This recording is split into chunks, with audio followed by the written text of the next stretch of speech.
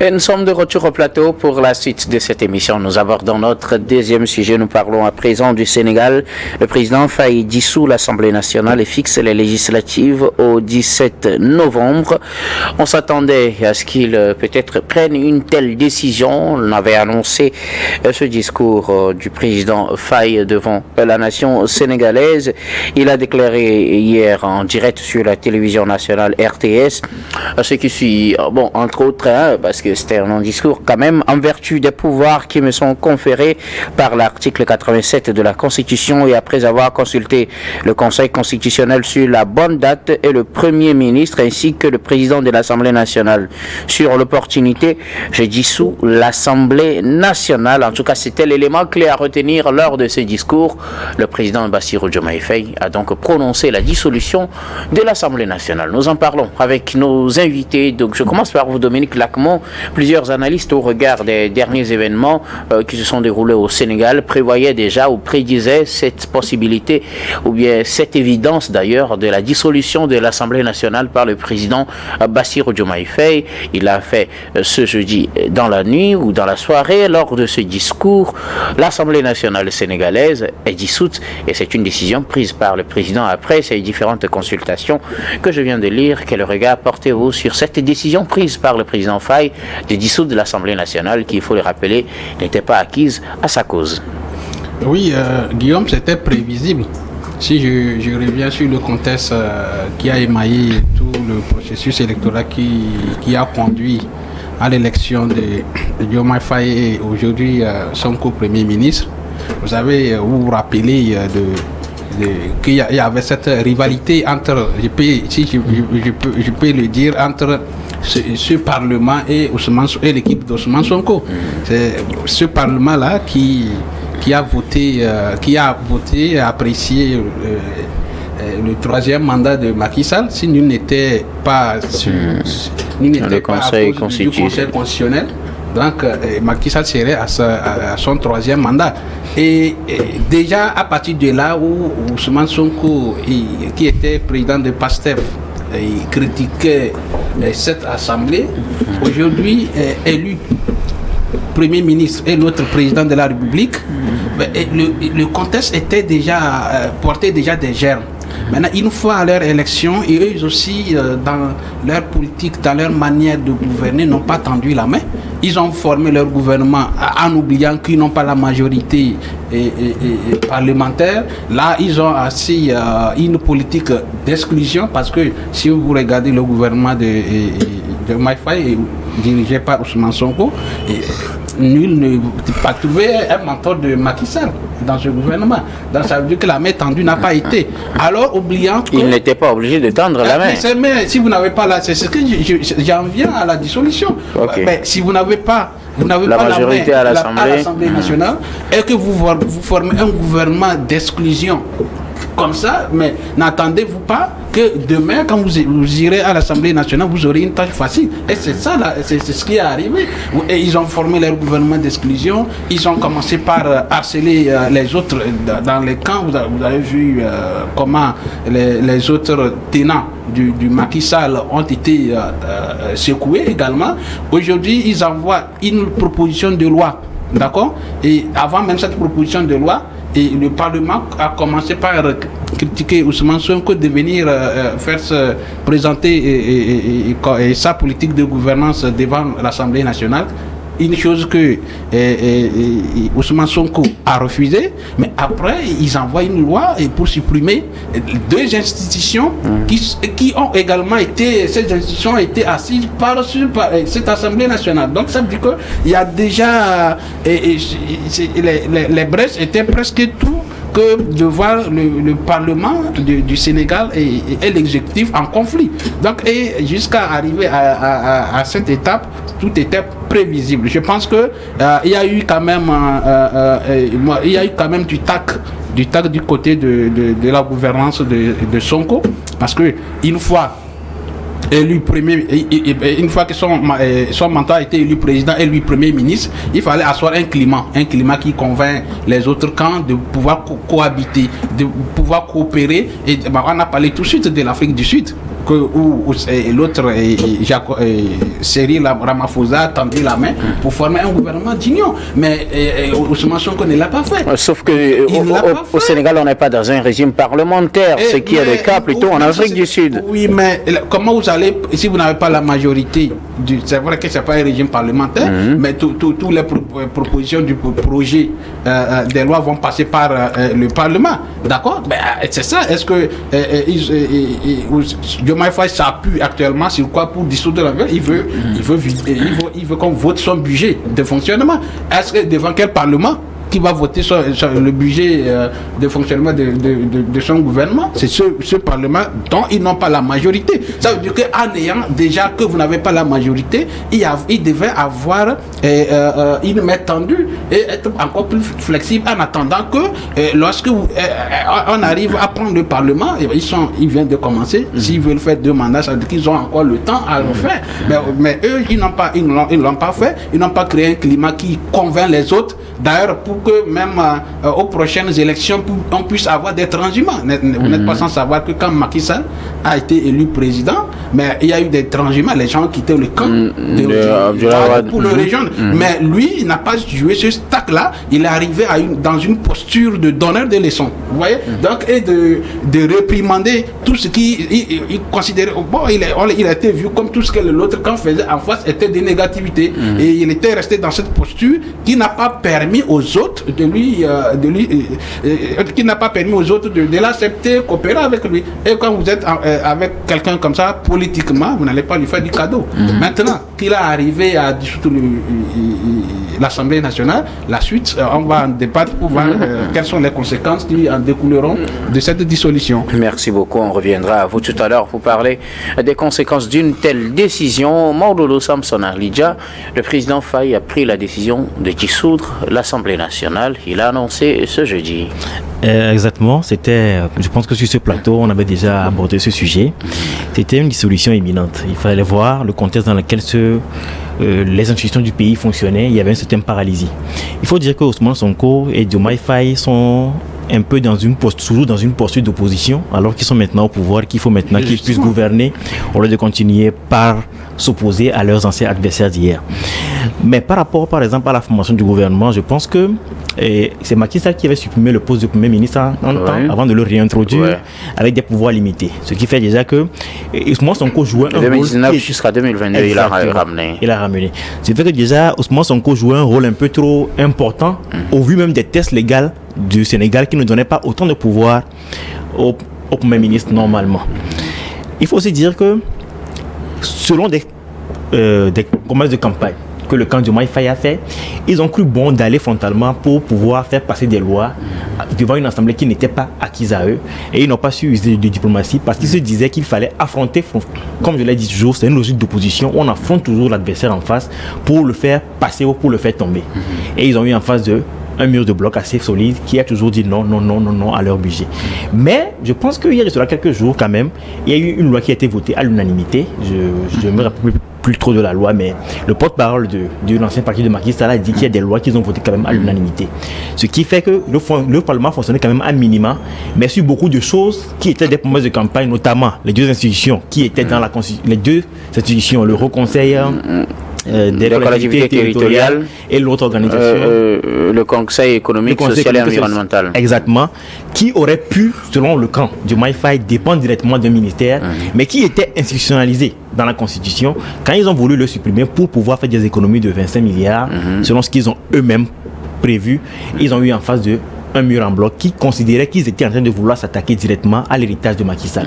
Et Ousmane Sonko, dans cette déclaration, n'a jamais nié cela. Lorsqu'il dit par exemple que l'heure de la reddition des comptes va bientôt sonner, je pense que c'est des propos qui ne rassurent pas du tout l'autre camp et qui lui ont coûté cher. Il n'a pas pu en 6 mois accomplir les progrès qu'il a promis aux populations qui l'ont élu et qui aujourd'hui commencent par se décourager ou par avoir des doutes sur la capacité de ce duo-là à gouverner vraiment le pays. Et il fallait donc que cette décision-là soit prise et c'est ce qui a été prise le jeudi hier passé. Merci beaucoup à vous, Samson. Alors, Eric Johnson, on s'attendait, du moins selon certains analystes, à ce qu'on arrive à une telle situation que le président Faye prononce finalement la dissolution de l'Assemblée nationale. Ces signes ont commencé déjà au moment où il demandait au Conseil constitutionnel quelle serait la bonne date pour entreprendre une telle initiative. Et c'est fait justement à partir du 12, il avait la possibilité de le faire. Il n'a pas attendu qu'une seule journée s'y ajoute. Ce 12 septembre, le président Faye a dissous donc le Parlement au Sénégal. Oui, écoutez, le président Faye lui-même savait qu'il allait avoir des difficultés pour gérer le pays. Pour gouverner, il faut avoir une assemblée nationale qui soit vraiment prête et proche de soi. Je pense que le président Diomaye Faye et son premier ministre Ousmane Sonko savaient dès le départ que ça n'allait pas être une tâche vraiment facile pour eux de gérer le pays et aussi facilement. D'abord, quand on reprend un peu ce que les collègues ont déjà dit, bien sûr, par rapport à la présentation de politique générale du gouvernement, Sonko n'est pas allé le faire parce qu'il savait que ça n'allait pas passer. Du moment où la majorité à l'Assemblée nationale est détenue par ses adversaires politiques, Beno Bokk-Yakaar, la coalition de Macky Sall. Et donc je crois que aujourd'hui nous sommes sur un terrain politique. Le collègue a bien fait de dire cela, que vous ne pouvez pas former un gouvernement issu uniquement de votre parti politique, sachant très bien qu'à l'Assemblée nationale, vous n'avez pas une majorité, même relative. Vous ne l'avez pas. Et donc, aujourd'hui, ce que Diomaye Faye a fait en dissolvant l'Assemblée nationale, c'est de bonne guerre. Maintenant, il faut regarder au-delà si la popularité que Sonko et Faye avaient pendant l'élection présidentielle, si cette popularité-là est encore présente pour pouvoir affronter la coalition de Macky Sall, qui n'est pas quand même une petite coalition, c'est des pontes de la politique sénégalaise qui sont là. Et donc c'est des gens qui sont là depuis des années, qui font une politique qui, en se disant, il faut toujours renouveler la confiance du peuple, et donc ils travaillent tout le temps pour ça. Et donc nous allons juste observer ce qui va se passer pendant le scrutin du 17 novembre prochain. Il faut aussi remarquer un truc très important, un malheur qui arrive il y a quelques jours, je crois que c'était le 12, où il y a une embarcation de jeunes qui a chaviré au port de Mbour, où on a dénombré encore 35 morts. C'est dire que malgré l'arrivée de Diomaye Faye à la tête du pays, les jeunes Sénégalais ne sont pas encore en confiance. Parce que le vrai souci au Sénégal, c'est l'emploi. Et donc, les jeunes finissent leurs études, leur apprentissage, mais ils n'ont pas de débouchés. Et donc, les jeunes sont pressés d'avoir du boulot on ne peut pas être permanemment des jeunes sans emploi. Il faut, à la fin des formations, obtenir quand même un emploi. Et donc, c'est un point très sensible au Sénégal. Diomaye Faye et surtout Sonko, les deux ont beaucoup surfé sur l'emploi de la jeunesse en disant qu'ils sont là pour le peuple, c'est-à-dire les jeunes. Quand on parle de jeunes au Sénégal, c'est plus de 45% de la population. Et donc, c'est un secteur très stratégique qui reçoit encore des coups de ce genre. Je pense que Diomaye Faye ne va pas avoir les coups de France pour faire passer son électorat et avoir forcément la majorité absolue à l'Assemblée nationale. En tout cas, on va approfondir cette question tout à l'heure. Quelles peuvent être les conséquences d'une telle dissolution? Ce qu'on connaît déjà, c'est qu'il y aura des élections législatives. Le président Faye a déjà fixé la date d'ailleurs. Ce sera le 17 novembre prochain. Les Sénégalais sont appelés donc aux urnes pour des élections législatives après cette dissolution de l'Assemblée nationale. Et maintenant, la grande question qui se pose, puisqu'il n'avait pas la majorité, il a procédé à la dissolution de l'Assemblée nationale, aura-t-il la majorité à travers ces élections législatives? Au regard du contexte actuel, est-ce que le couple Faye-Sonko a encore la même verve pour mobiliser les Sénégalais afin d'avoir la majorité absolue aux prochaines élections législatives, Dominique? Non, mais c'est pas évident. C'est pas évident. Pourquoi? Et tout à l'heure, je pense que Eric Johnson a chuté par là dans le contexte qui a conduit Sonko et son ami au pouvoir. C'était le contexte de l'employabilité des jeunes. Vous vous rappelez que Sonko aurait diffamé un ministre de Sall d'avoir détourné des millions qui sont destinés à l'employabilité des jeunes. C'est pourquoi les jeunes se sont mis derrière Ousmane Sonko en voyant quelqu'un qui était venu défendre leur cause, et aujourd'hui donc ça lui a porté au pouvoir. Mais aujourd'hui Ousmane Sonko est au pouvoir, mais la réalité du pouvoir et du terrain, c'est deux choses différentes. Donc ils font face à la réalité du pouvoir. Est-ce que les promesses, il y a 6 mois, qu'est-ce qu'ils ont commencé dans leur démarche de l'employabilité de ces jeunes-là? Je vois, comme l'a dit Eric Johnson, les gens ont commencé par décrire leur manière de d'abord gérer le pouvoir au Sénégal et leur conduite, les relations internes même entre les partis politiques. Il y a un peu de tact qui manque à Ousmane Sonko et son président, parce qu'il n'y a pas de certain management pour pouvoir assurer. Vous voyez, aux élections, à son élection, il a été soutenu par le fils de Abdoulaye Wade. Je voulais parler de Karim Wade. Est-ce que quand ils ont eu le pouvoir, ces gens-là, au moins il faut faire un clin d'œil. La politique, c'est comme ça. C'est comme l'autre a déjà dit, ils sont restés dans la posture de l'opposition. C'est comme ils sont actuellement. Quand tu les vois, c'est comme ils n'ont pas encore eu le pouvoir. Ils sont déjà toujours des opposants. Et pour pouvoir mener les choses, c'est comme on est dans l'opposition toujours, et on pratique une politique radicale et d'exclusion. Et ça là, et ça fait quand même dégringoler certaines qui portaient leur confiance et leur espoir. Je pense que leur popularité actuellement au Sénégal s'est détériorée. Est-ce que ils peuvent encore rassurer,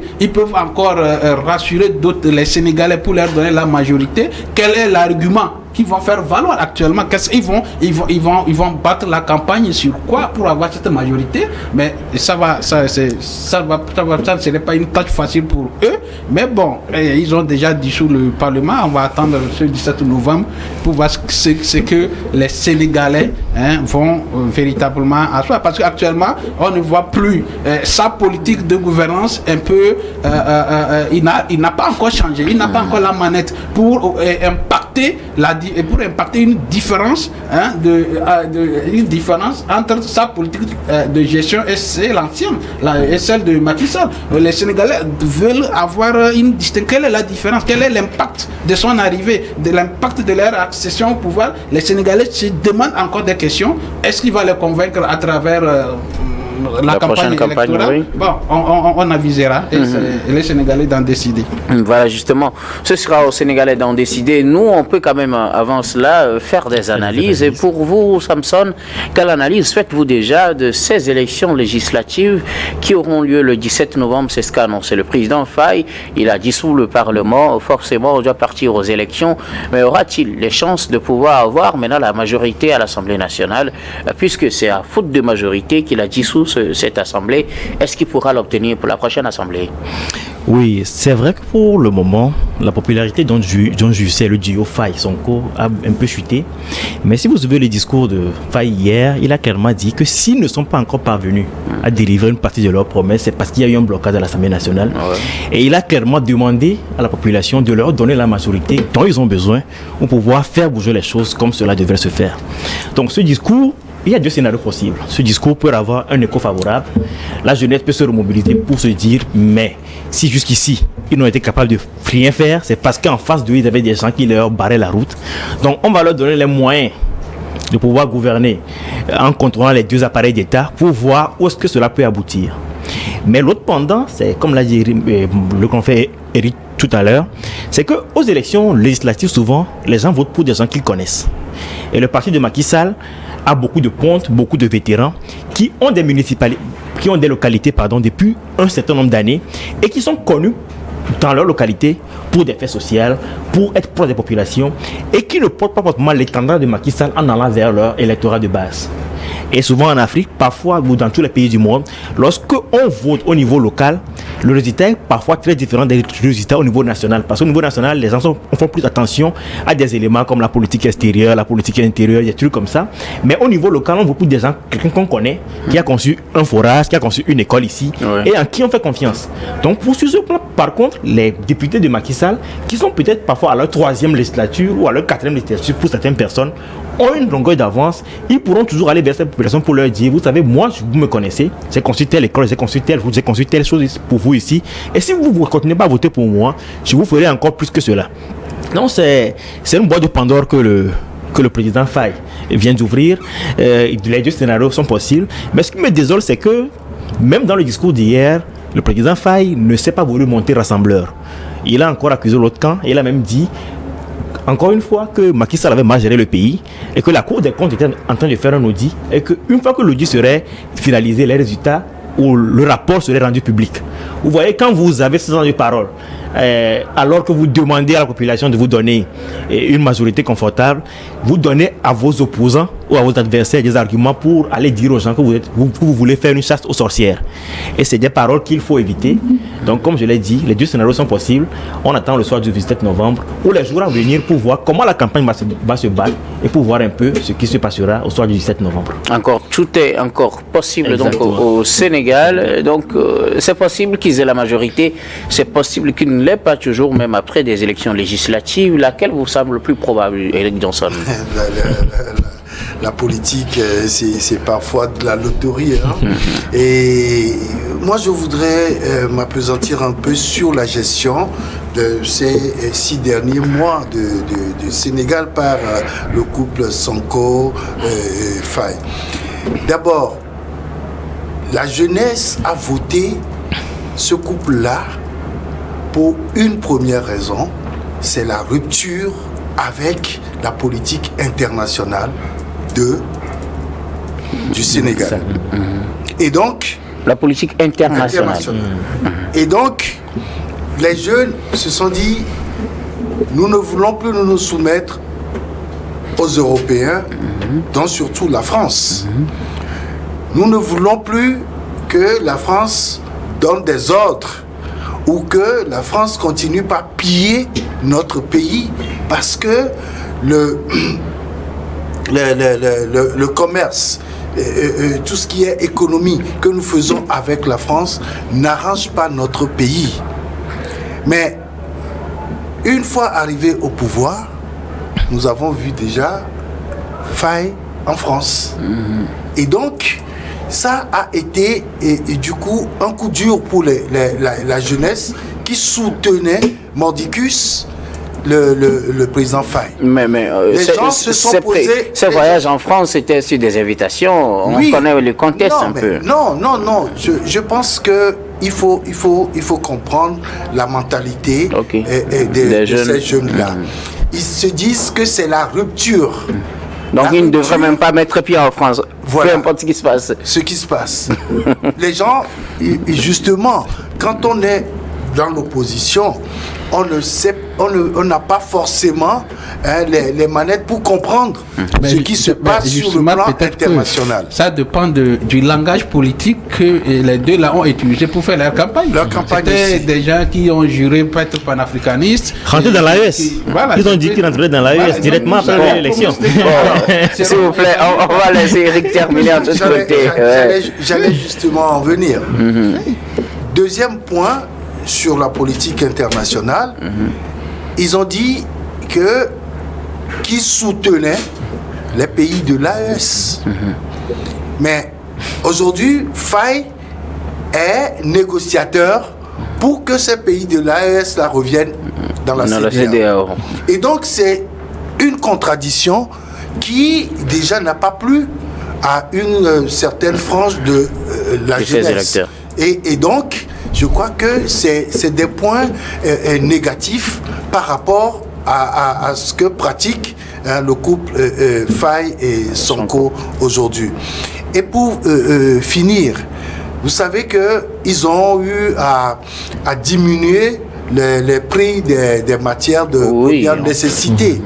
Et donc, la conséquence sur certains commerçants, c'est que la subvention de l'État ne suit pas directement cette politique de diminution de prix.